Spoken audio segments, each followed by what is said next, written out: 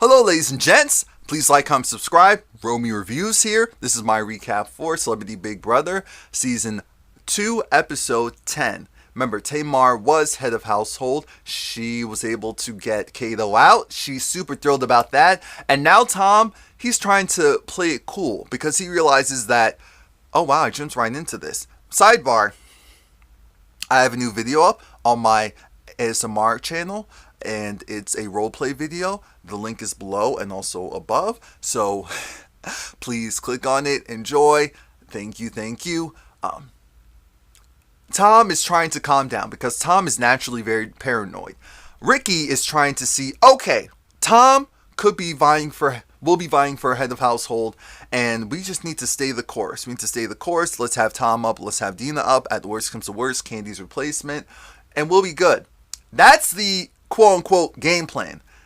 Kandi is finally playing, and she's not playing any games. She's playing for her life, her Big Brother life, and I love it. Kandi, she devises this plan, this maniacal plan to go and align herself with Tom this episode. So she goes to Tom and says, hey, don't put me up. You don't put me up, I won't put you up. We need to go after the athletes, all of the athletes. So that's Ricky, Lolo, and Natalie, Eva Marie. We need to go after them because they're not going to go and protect us. Kandi knows that she's not really protected.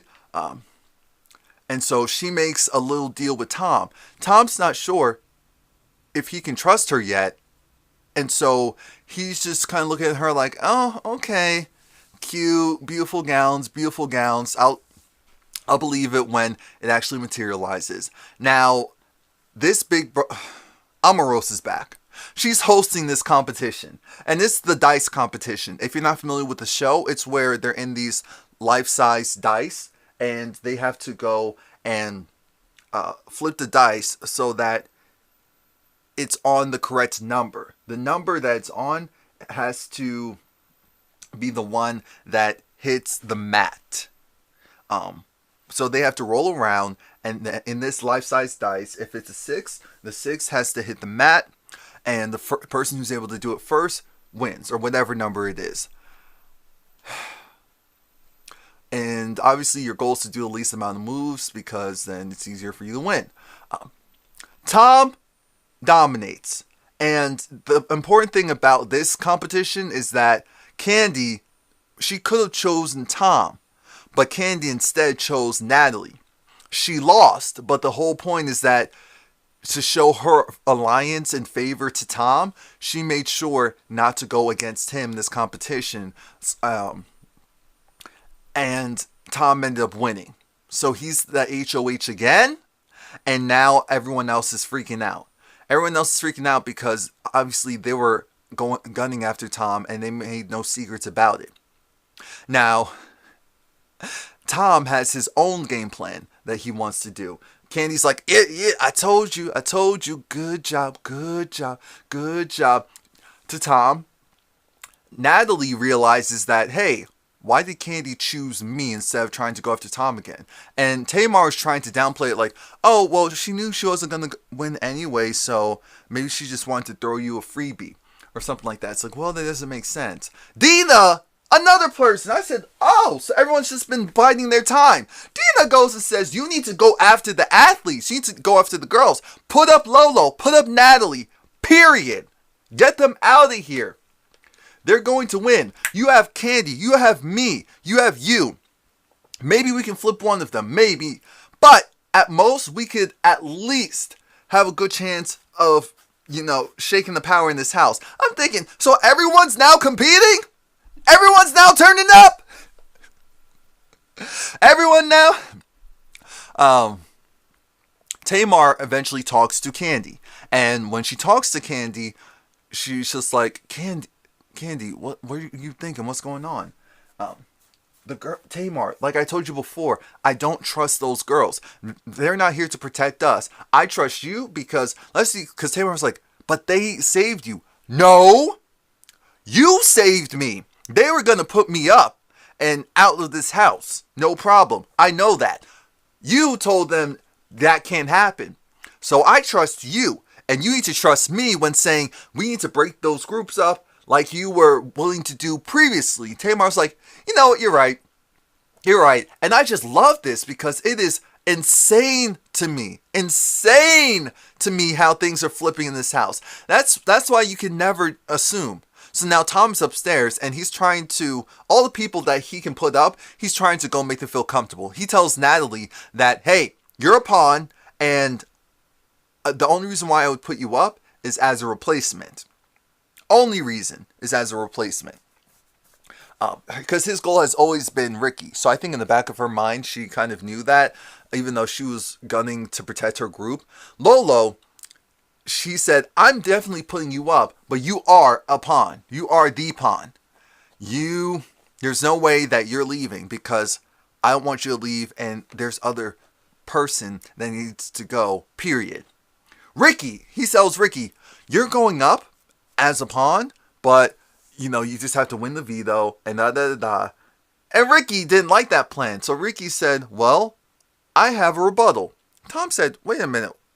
A rebuttal for what? I'm not trying to. And Ricky said, why don't you go and put up Kandi and Dina, and then we could talk about, a replacement nominee after that. And I'm thinking, Ricky, Tom does not like you because he knows you're sneaky and manipulative. You know this. Oh, ooh, do you? I think you do. So he's thinking, well, maybe if I kind of suck, because he made it seem like, well, the three of us, it's better to have the three of us with you or against you. I said, don't do that. Don't do that. You're playing your cards too strong. You're playing that hand too strong. It's going to blow up in your face. Now, right before the nominations, Tom was doing his usual, I guess, trying to process everything. And he was flying around the house like a seagull while everyone was asleep. I said, okay. I can't say anything because at night I listen to music and I look like a plumb fool. But I'm not doing interpretive dance. Well, at least not that type. Tamar and Tamar is now on board. She's now on board. She's ready for one of the girls to be broken up. So Kandi goes upstairs and she talks to Tom. And Tom is in agreement with Kandi that, yeah, we need to break up that stronghold. Because not only can't they be trusted, they're all gunning after us. Kandi said, hey dude, why would you put up, what'd she say? Why would you put up only Lolo and Tom?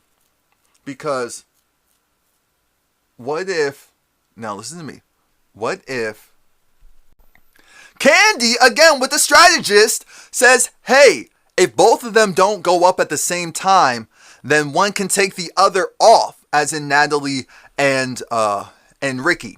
I said, oh, why didn't I think of that? And Tom's like, oh yeah, you're right. So if they're your targets, put them both up, so at the very least, one will stay up.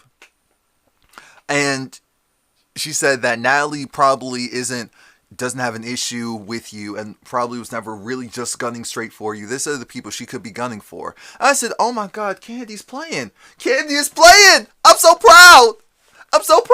Kandi is playing the game. Now here's the problem. Tom said, I probably should have talked to you first before talking to the others. And she was like, because now he already promised Natalie that she wouldn't be going up initially. But he ends up choosing Ricky and Natalie to go up. So now Natalie is pissed at him, says that he's a liar, can't be trusted. I'm thinking, you can't be trusted either. That's the one thing I hate about these shows. How you have these sensitive, entitled people who go and stab others in the back. And when it happens to them, they're like, oh my gosh! I'm the type of person where if someone does that, I understand it's the name of the game. I hold nothing against you. Heck, we may be able to work together next week. As long as I feel like I can use you. I'm not one of those sensitive people that's like, oh my God, you do something. Oh, never. No, it's a game. Fight for your life. And it's a double eviction today, because today's Friday. So, either way, 2 people are going home. Alright, Alright, so please like, comment, subscribe. Come back tomorrow.